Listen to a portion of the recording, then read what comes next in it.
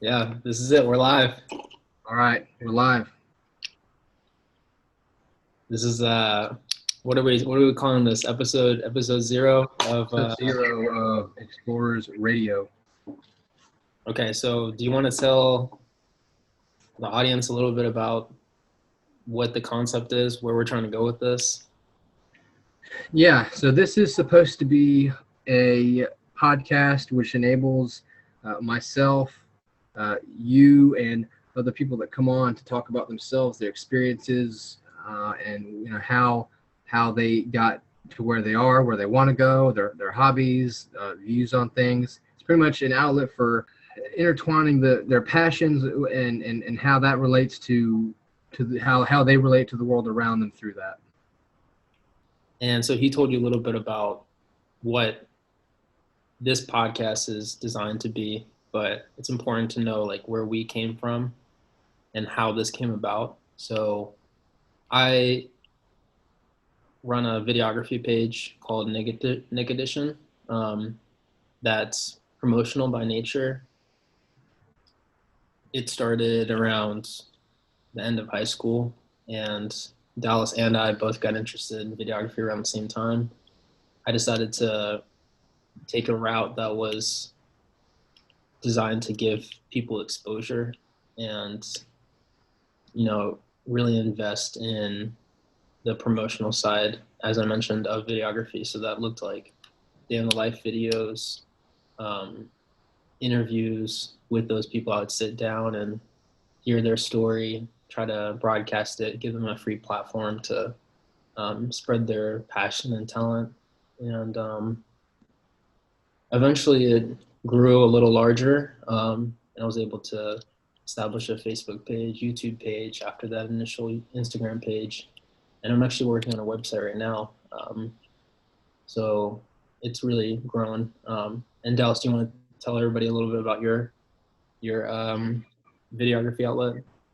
Yeah, so I run an Instagram and a YouTube page. Sort of, I suppose the brand is Chance Peterick, but there's different outlets within Chance Peterick. Chance Peterick is the vehicle that carries um, my passions and my hobbies. So the biggest one is Chance Peterick Radio. That's sort of where I just put out and expose different synthwave artists and music that I personally enjoy, to give them exposure and also to give myself exposure under Chance Peterick. Because if you see Chance Peterick and then the music, if you like the music, where you're going to say, okay, well, Chance Peterick has good taste in music, I'm going to go check out his channel and see what he's got to see what's on there.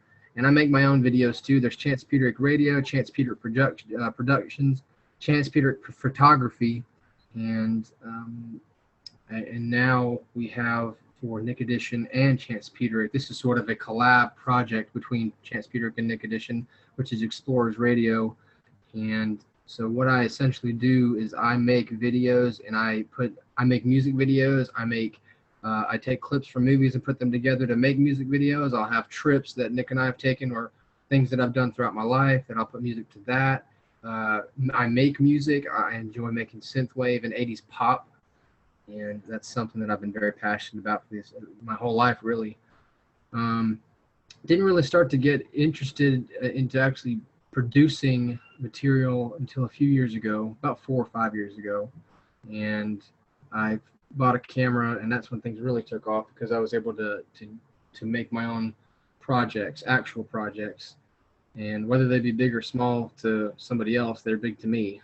And the we both kind of moved at a pace. It seems like I think you were always a little bit more ahead of me because you kind of knew more of what you wanted because you've been doing it for a little bit longer than I had. However, Chance Peterick is uh, the name that I'm not going to reveal my real name, but I am Chance Peterick. But Chance Peterick is also the umbrella brand under through which there are these different outlets and avenues to share my work and share other people's work as well.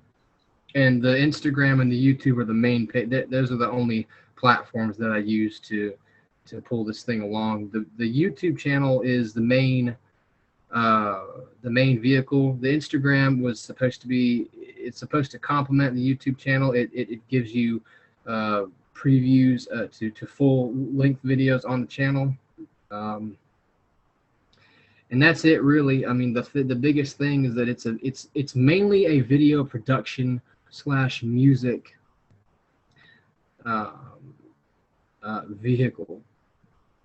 Sometimes there's more music than there is video. Sometimes there's more emphasis on the video than there is the music. However, my whole thing is that I'm very much into the cinema, particularly 80s cinema, and I'm very much into putting the music in the movie, the film, the visuals together to create a scene, to invoke emotion, a certain emotion, and to kind of enable people to be able to reach deep within themselves to remember things that were important to them at one point in their lives.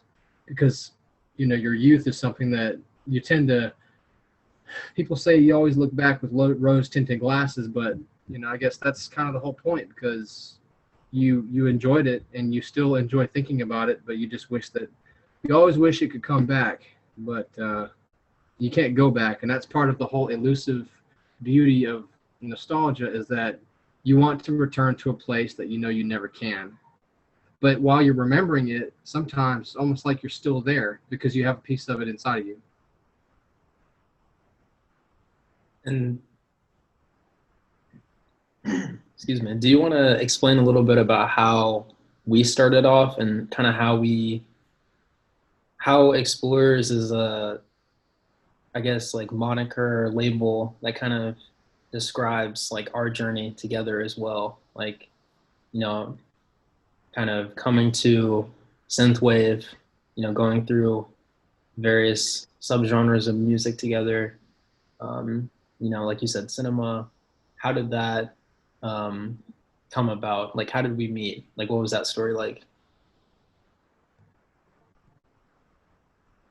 That was so essentially, so Nick and I went to high school together, and we essentially met through the track team. I remember that I met him on the track. I didn't meet him in the school. And we knew each other only on the field, but we weren't the greatest friends. We were not the greatest friends before we started working together. I met him when I was 15. It wasn't until I was 17 that we really started to connect. We had a job at the skating rink, and we were floor guards. So what we had to do was watch out and make sure all these little munchkins didn't get in trouble or hurt themselves on the skate floor. It was actually really fun because when we did it together, it was fun by itself. And then we had another friend named Curtis, who is also he does some of the same stuff that we do. He's just not as he's not as thorough with it as we are. But we had a friend group that came out of working at that skating rink, Skateland. And then through that is where we both kind of discovered that we liked making video, but it was like very amateur. It wasn't even amateur. Amateur is is a compliment. It was just doing stuff on our iPod touches, and it, I mean, it was really fun. And I graduated from high school a year before he did, and for some reason I don't know what it was. This is how I know that it was meant to be, because for some reason, when I told my boss about getting him a job there, he just gave him the job. And I was like, oh crap. And immediately, I mean, I don't know why us working together was what got us to be as good of friends as we are. Yeah. But it was like that. I mean, immediately, it was almost like we had known each other for our entire lives, because we connected so well. And I still to this day cannot believe how I don't understand what the disconnect was.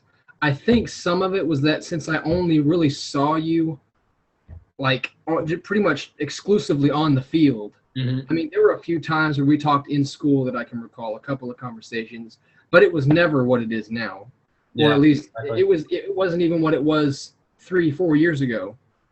And we I'll never understand that, but that's part of it. And but then the thing was that bolstered, my experience like training in track, because at that point we had made that connection, and then when we ran together.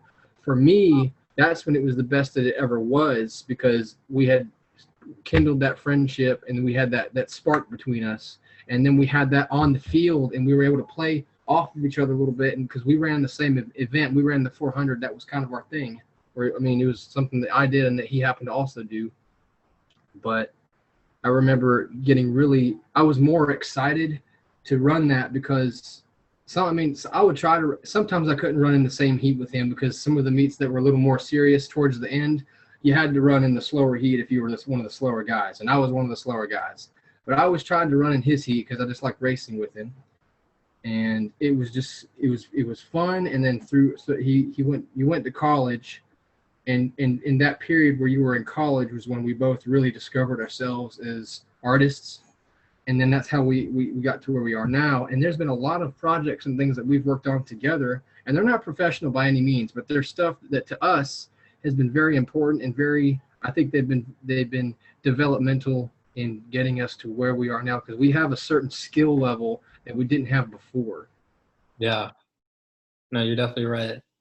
And I think one big thing that kind of helped us stick together through that time was music. And obviously our shared, passion for running was a big factor. But after you showed me, you exposed me to synthwave, soon after we first met. It was the Midnight specifically, that group. So that's a very popular group within synthwave. It's two guys.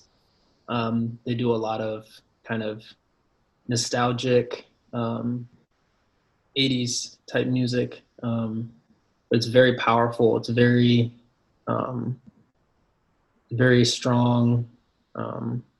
Songs about love, songs about growing up, um, getting lost, finding yourself again. Being in California, all that stuff. All the stuff that you typically associate with the 80s. It's very that message is very strong with them. And after he showed me that group, um, we were able to bond over something else besides running, which I think was really important. And Yeah. that kind of tied in with the videography and with the traveling and all that. And we got into somewhere around that along that line. We got into literally exploring. We Yep. would go to various places. I think the Oh, first it was trouble. We were asking for trouble, man. yeah, one of the first ones I can recall was Lake Norman Charter. I mean, to this day, that was And I knew you were going to say that. yeah, that was like kind of where it all took off. I mean, that was about as early as I can remember it. One of the very first times we hung out. Yeah, and it was really like, I don't even know why. I just wanted to get the reason I wanted to go somewhere like that was because I wanted to do something that I really just didn't ever do, to a place I never go to, doing something that like, why are you there, that kind Yeah, of thing, yeah, just to screw around. And we definitely did that with the car. We didn't go on the track, but we went around. There was that little, it was weird, it was that thing that went around we like drove around on this road that was outside the track, yeah. but we made a video out of it. Oh yeah, we did, and that was one of the first ones. Um, The Nicki Minaj song. yeah, Remember that? The Night is Still Young. the night is still young, and Yeah. that kind of there were a few other artists around that time that kind of helped solidify, that era, that kind of late high school, senior year, you Yeah. know, kind of, Well, I know there was that one that we really liked, which is that Carly Jepsen song, yeah, yeah, Love You. And that wasn't even, we found out later that wasn't even the original song. That was the Slum. I found out what happened. Somebody slowed that song down due to copyright reasons. And because it was so new, it was still fresh on YouTube's algorithm radar, and so they slowed it down. But they've since taken that down. But I still get likes on my SoundCloud because I put it up there. Seems like a couple times a month I'll get a notification that says so and so like Never Get to Hold You on SoundCloud. So I think that's the only place where that version of the song still lives. And it's the one that I recorded from YouTube. What were some others that you remember from at that point? Because you're right, there were a couple groups and songs that, as if I listen to them now, it brings me back to then. That's a good question. There were definitely others, and I'd really have to think about it. That one definitely stands out, Carly Rae Jepsen. Yeah. There were others. I mean, there was well, I know there was Never Enough, but that was like a year after you had graduated. No, that was the year you graduated, actually. Remember that? And that song, yeah, Never Enough, Scavenger Hunt, the Midnight Remix? yeah. Just And I made that video.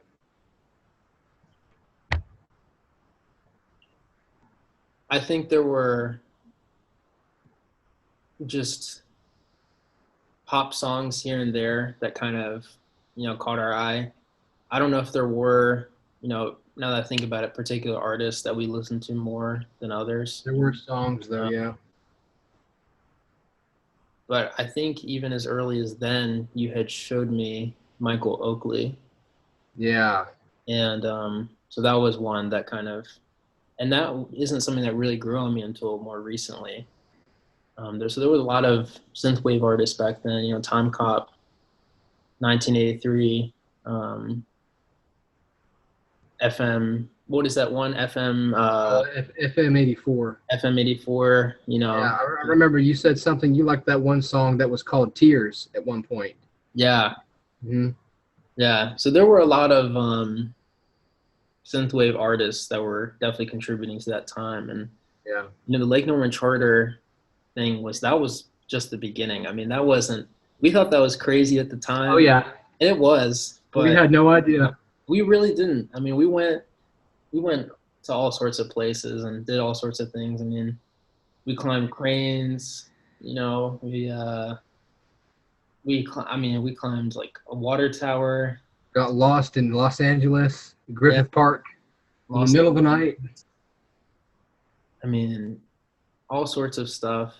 And that's kind of where the Explorers title kind of came from, I think, is ourselves. Like, we were the people that were doing that stuff back then. And we're still doing it now.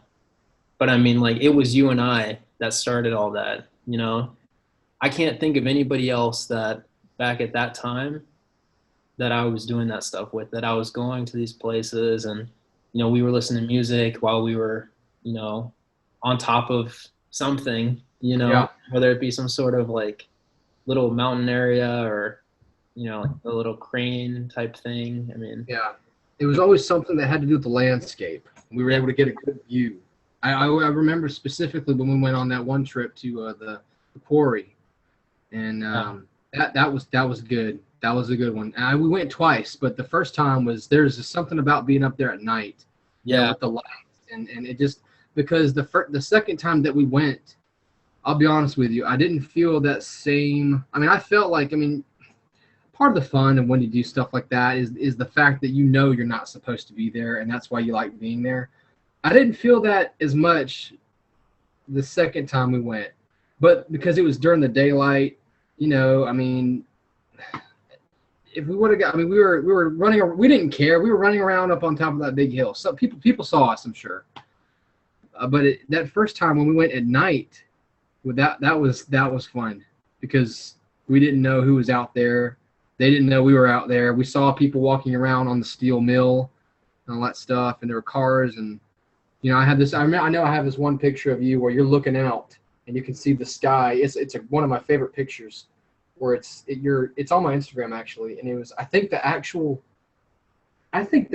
title. You know what? Let me check that out real quick, because the actual title of what I named that photo, I think it might have been Explorers.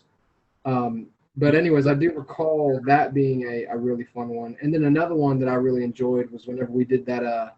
We went to that one that was closer to where we live. Um, you know what I'm talking about? The one that was the smaller one. Yeah, you're talking about the one that's close to Alex's house, the high school. Yeah, Yeah, yeah, that was a good one. that one was especially funny because You we you went had that. well, Go there was ahead. actually like a small little like I don't know if it was a storm or something, but there was some lightning, like heat lightning, while we were there, and so Dallas or there were some cool moments when you took pictures of me while the Sorry, I didn't know that would go off. yeah, but he oh yeah, you're right. So the picture that you were talking about from 2018, April 29th, is a picture of me looking out in the distance on the sunset, and the Yep. title is Explorers. So I mean that was 2.5 years ago, and We were thinking that back then. I mean, it fits perfectly now. yeah, um, And you were saying I was taking pictures of you with Alex. yeah, you were taking pictures of me. We went up to that water tower, and you got a cool one where the lightning had flashed right whenever um, I was like turning around or something like that. Yeah, And, then we climbed that tower. you thought it looked like a video game. Yeah, yeah. The lighting was crazy. It was just it looked so cool. I mean, it kind of it was like if you imagine like a moon type look. If you were on the moon and you see this heavy equipment and there's this huge dirt field and there's nothing else out there, like it just is very it's kind of ominous but calm at the same time. Yeah, it was very.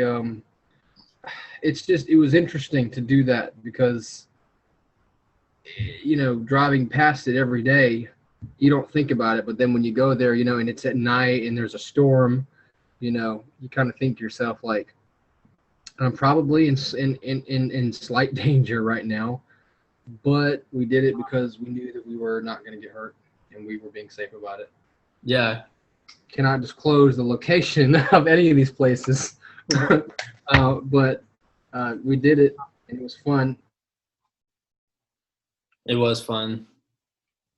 And I think part of it is, you know, Explorers is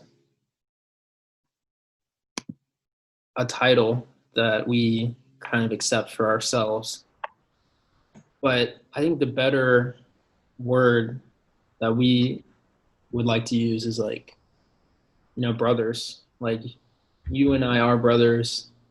You and I are very close friends and we do explore. That's something that we're able to do when we are together, which isn't very often. You and I don't see each other too often, especially in the last 4 years, and that's what has made our friendship so strong. I think is that the fact that we weren't able to see each other, you know, as often as other people. And so when we did, we always made the most of it. We always did something.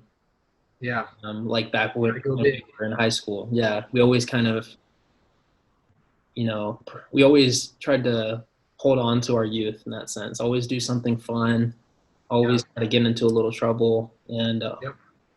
just talk about life. We wanted to enjoy the moment and just talk. A lot of that time was spent talking, and I definitely don't regret any of that. Neither do I. Those late night drives, listening to I the gotta tell you, music. man, those are the best. Oh Those are yeah, the best. It's just a way. I mean, I don't really like. There's not many other ways that you can it was just I just can't explain it because it was so easy to reduce stress. Like the anxiety and stress just went away when I was able to just talk about stuff. And you're a very good listener, and I think I'm a good listener too. However, I tend to ramble a little more. You don't ramble, but I ramble. Um, but it felt good to just get in the car and we just went wherever we wanted to. And then we'd be yeah, like, stop at like to get a milkshake or something, and we would just talk, and it didn't matter about what. And sometimes they were funny conversations, sometimes they were sad, sometimes they were hard conversations, sometimes Yeah. they were good. I mean, it was, but they were all. I mean, they were things that mattered to us. You know, you had nights where you needed to go out and drive and talk to me, Mm-hmm. and I had a lot of nights where I had to go out and talk to you, and pretty much like those were all significant conversations. Even if I can't recall every word that was said, or every which one, they were all significant because again, we're able to we've kind of guided each other in each other's lives, you know, in ways that, I mean, I've been able to point things out to you that you haven't seen about your situations, and Mm-hmm. you've been able to point out a lot to me that I haven't seen in my situations, and a lot that I haven't seen in myself had you not brought that to my attention, which I'm grateful for. So we have this way where you and I have a lot of differences, but we also have a lot of similarities, and we've both been able to realize that like there's value in differences, because Yeah. that's also what makes it interesting, is that like we have different perspective. You and I view the world differently, but we also view it the same. If that Yeah. makes, you know. Mm-hmm. And so it's like there's this nucleus that holds us together that doesn't really, it just doesn't go nowhere, you know. It's always just kind of, even if we're not talking every day, which we don't, and we don't have to, because we're not insecure little girls, you know.